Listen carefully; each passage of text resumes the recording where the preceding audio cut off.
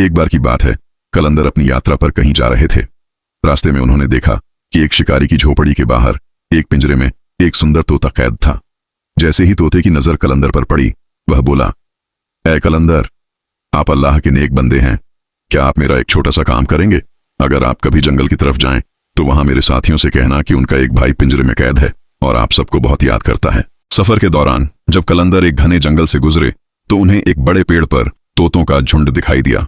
उन्होंने रुककर ऊंची आवाज में कहा, ओ जंगल के परिंदों, तुम्हारा एक साथी शिकारी की कैद में है, उसने तुम्हें सलाम भेजा है। यह सुनते ही उन तोतों में से एक तोता अचानक पेड़ से नीचे गिरा और जमीन पर बिल्कुल बेजान होकर पड़ गया। कलंदर को लगा कि शायद सदमे की वजह से उसकी मौत हो गई। वे दुखी मन से अपने सफर पर आगे बढ़ गए। कुछ दिनों बाद जब कलंदर वापस उसी रास्ते से लौटे तो पिंजरे वाले तोते ने बड़ी बेताबी से पूछा, ऐ कलंदर, क्या आपने मेरा संदेश पहुंचा दिया? कलंदर ने जवाब दिया, हाँ, मैंने तुम्हारा पैगाम तो पहुंचा दिया था, लेकिन जैसे ही तुम्हारे साथी ने तुम्हारी कैद की बात सुनी, वह उसी पल पेड़ से गिरा और मर गया।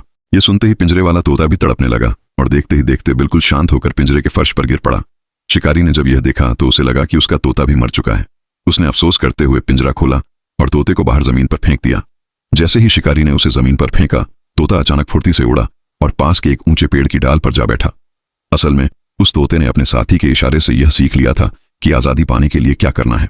यह देखकर कलंदर मुस्कुराए और बोले, याद रखो, आजादी पाने के लिए कभी कभी ताकत की नहीं, बल्कि सही समझदारी, सब्र और तरकीब की जरूरत होती है।